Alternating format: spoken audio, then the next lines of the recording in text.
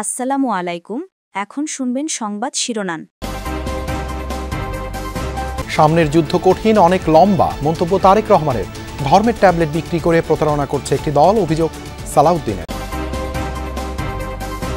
ধর্ম নিয়ে কাজ করলেও ব্যবহার করে না জামায়াত, দাবি সংগঠন আমিরের। লেভেল প্লেইং ফিল্ড না থাকার অভিযোগ নিয়ে ইসিতে প্রতিনিধি দল।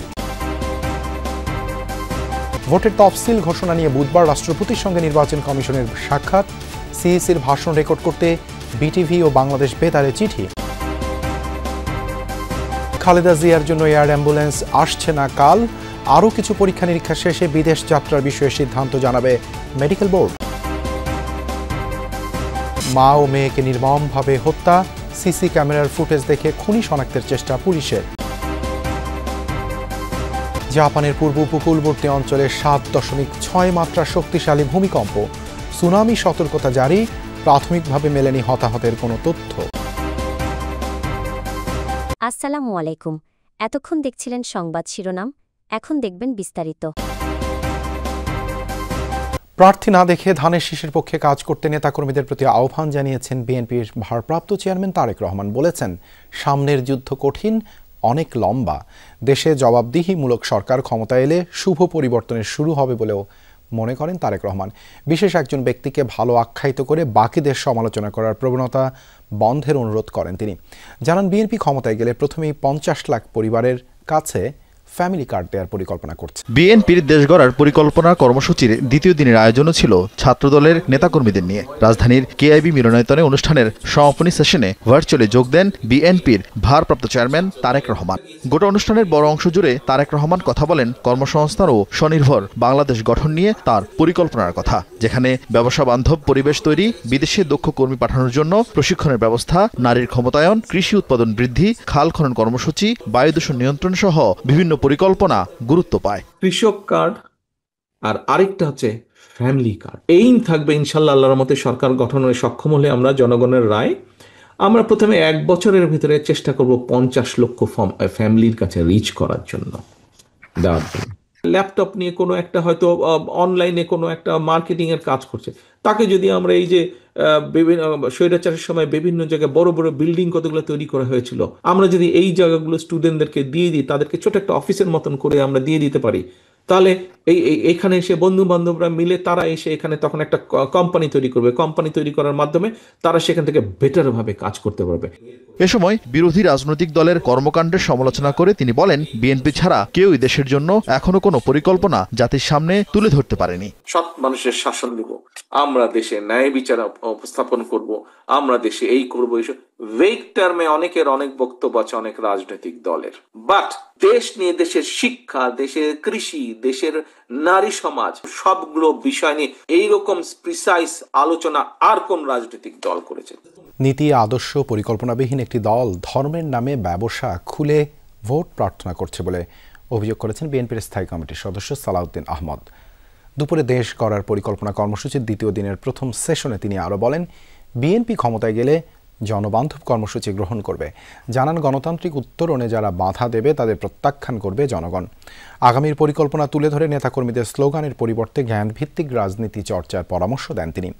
দেশ গড়ার পরিকল্পনা কর্মসূচির দ্বিতীয় দিনের প্রশিক্ষণে অংশ নেয় ছাত্রদলের নেতাকর্মীরা। আমরা যা করছি তা হচ্ছে planning. Planning is half of the job.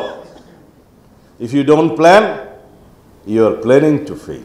তারা কেবলই বলছে যে এখানে একটু মার্কাতে ভোট দিলে তরতরাইয়া জান্নাতে যাবে, তার আগে ইহকালে কিভাবে চলবে এর কোনো বক্তব্য নাই। শুধুমাত্র ধর্মের নামে একটা ট্যাবলেট বিক্রি করে জনগণের সাথে প্রতারণা করার পরিকল্পনা করছে। ধর্ম নিয়ে কাজ করলেও ব্যবহার করে না জামায়াত, দাবি সংগঠন আমির ডাক্তার শফিকুর রহমানের। দুপুরে ইউরোপীয় ইউনিয়নের সাথে বৈঠক শেষে সাংবাদিকদের তিনি বলেন, ঘোষিত সময়ে নির্বাচন না হলে দেশ সংকটে পড়বে। এর আগে দলটির 6 সদস্যের প্রতিনিধি দল যায় নির্বাচন কমিশনে। ইসির সাথে বৈঠক শেষে দলটির সেক্রেটারি জেনারেল মিয়া গোলাম পারোয়ার অভিযোগ করেন, কমিশন এখনও নির্বাচনের লেভেল প্লেইং ফিল্ড নিশ্চিত করতে পারেনি, তবে নির্বাচন পেছানোর কোনো আশঙ্কা নেই বলেও সাংবাদিকদের জানান তিনি। আমরা ধর্মকে কখনো ব্যবহার করি নাই, করব না। ইউরোপীয় ইউনিয়নের প্রতিনিধির সাথে সোমবার সকালে বৈঠক করেন জামাতে ইসলামীর আমির ডাক্তার শফিকুর রহমান। পরে সাংবাদিকদের বৈঠকের বিষয়ে অবহিত করে বলেন, ব্যক্তি বা দলের জন্য নয়, জনগণের জন্য রাজনীতি করে তার দল। ধর্ম নিয়ে দলটি কাজ করলেও ব্যবহার করে না। নির্বাচন নিয়ে ডাক্তার শফিক বলেন, নির্বাচন পেছানোর সুযোগ নেই, তেমন হলে বিপর্যয় নামবে দেশে। আমরা ধর্মকে কখনো ব্যবহার করি নাই, করব না। ধর্ম আমাদের চিন্তার অঙ্গ, আমাদের কলিজার অংশ। আমরা ধর্ম নিয়েই কাজ করি, আমরা ধর্মকে ব্যবহার করি না। ধর্ম ব্যবহার করলে কে করে সেটা আপনারা ভালো বুঝেন। ইলেকশনের সময় নতুন করে যারা বেশি বেশি নামাজ শুরু করেন, টুপি পরেন, তসবিহ হাতে নিয়ে ঘুরান, ধর্মকে তারাই বোধহয় সম্ভবত ব্যবহার করে। এর আগে 11:30টায় দলটির 6 সদস্যের প্রতিনিধি দল নির্বাচন কমিশনের সাথে বৈঠকে বসেন। প্রায় 2 ঘন্টার বৈঠক শেষে সাংবাদিকদের সাথে কথা বলেন দলের সেক্রেটারি জেনারেল মিয়া গোলাম পরোয়ার। বর্তমান পরিস্থিতিকে নির্বাচনের জন্য লেভেল প্লেইং ফিল্ড বলার উপায় নেই বলে মন্তব্য করেন তিনি। মাঝে মাঝে গুরুতর অবনতি আমরা দেখছি, একটা দলের সবার উপরে অন্য দলের হামলা। লেভেল প্লেইং ফিল্ড সম্পর্কে নিশ্চিত করতে পারেননি। বিদ্যমান প্রশাসনিক অবস্থার কিছু তথ্য প্রমাণ স্পেসিফিক আমরা ওনাদের সামনে তুলে ধরে বলেছি যে এই অবস্থা থাকলে এটাকে আমরা লেভেল প্লেইং ফিল্ড হিসেবে গ্রহণ করব না। ভোট কেন্দ্রে সিসি ক্যামেরা ব্যবহার নিশ্চিতে কমিশনকে দলটির পক্ষ থেকে আহ্বান জানানো হয়েছে বলেও জানান তিনি। নির্বাচিত জনপ্রতিনিধির কাছে ক্ষমতা হস্তান্তরের জন্য এর চেয়ে গুরুত্বপূর্ণ আর কিছু হতে পারে না। এখানে অর্থ ব্যয় করা প্রয়োজনে অনেক ডোনার এজেন্সি, ডোনার কান্ট্রির কাছে সহযোগিতা চাওয়া যায়। আমরাও কিন্তু এই সমস্ত ব্যাপারে অ্যাপ্রোচ করেছি বিভিন্ন জায়গায়। তো সেই সিসিটিভি ক্যামেরা স্থাপন সম্পর্কে এগুলো আমাদের মধ্যে আলোচনার বিষয় ছিল।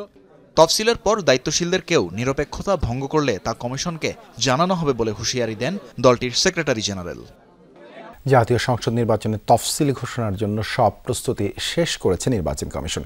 বুধবার ভোটের তারিখ নিয়ে দুপুর 12টায় বঙ্গভবনে রাষ্ট্রপতির সঙ্গে সাক্ষাৎ করবে প্রধান নির্বাচন কমিশনার AMM নাসির উদ্দিনের নেতৃত্বাধীন নির্বাচন কমিশন। সেদিনই জাতির উদ্দেশ্যে সিইসির তফসিল ঘোষণার ভাষণ রেকর্ড করবে বাংলাদেশ টেলিভিশন এবং বাংলাদেশ বেতার। একই দিনে এবার ভোট হবে ত্রয়োদশ জাতীয় সংসদ নির্বাচন এবং গণভোটের। নির্বাচনের আইনবিধি ও প্রার্থীদের আচরণ বিধিমালা সংশোধন, ভোটার তালিকা চূড়ান্ত সহ ভোটের সার্বিক প্রস্তুতি সম্পন্ন করেছে নির্বাচন কমিশন। নির্বাচন ঘিরে এসব কর্মযজ্ঞ আর ভোটের তারিখ নিয়ে রাষ্ট্রপতির সঙ্গে সাক্ষাৎ করতে বুধবার বঙ্গভবনে যাবে AMM নাসির উদ্দিন নেতৃত্বাধীন নির্বাচন কমিশন। পরে দেশবাসীকে ভোটের সময়সূচি জানাতে বাংলাদেশ টেলিভিশন এবং বাংলাদেশ বেতারে রেকর্ডিং করা হবে বলে জানান ইসি সচিব। ডিসেম্বরের 10 তারিখে মাননীয় প্রধান নির্বাচন কমিশনার স্যার বাংলাদেশ টেলিভিশন এবং বাংলাদেশ বেতারে একটা ভাষণ রেকর্ড করবেন। এখন রেকর্ডের বিষয়বস্তুটা এবং সময়টা এটা স্যার নির্ধারণ করবেন, কিন্তু একটা রেকর্ডিং হবে এটুকু আমি জানা আছে এবং সেটা আপনাদের সাথে শেয়ার করলাম। বেগম খালেদা জিয়ার শারীরিক অবস্থা এখনও অপরিবর্তিত, তবে সবশেষ সিটি স্ক্যান রিপোর্ট স্বাভাবিক এসেছে বলে জানিয়েছে মেডিকেল বোর্ড। এর আগে খালেদা জিয়ার শারীরিক পরিস্থিতির উন্নতি না হওয়ায় 2 দফায় পিছিয়েছে বিদেশে নেওয়ার সিদ্ধান্ত। বিএনপি চেয়ারপারসনের উন্নত চিকিৎসার জন্য যুক্তরাজ্য যাওয়ার সংশোধিত তারিখ ছিল রোববার, তবে মেডিকেল বোর্ড সিদ্ধান্ত না দেয়ায় তা আপাতত স্থগিত। বিএনপি মহাসচিব বলছেন, এ ব্যাপারে চিকিৎসকরাই সিদ্ধান্ত নেবেন। আপাতত এভার কেয়ার হাসপাতালে চিকিৎসকদের নিবিড় পর্যবেক্ষণে রয়েছেন খালেদা জিয়া, আর তার চিকিৎসার এই কর্মযজ্ঞ তত্ত্বাবধান করছেন দলের ভারপ্রাপ্ত চেয়ারম্যান তারেক রহমানের স্ত্রী ডাক্তার জুবাইদা রহমান।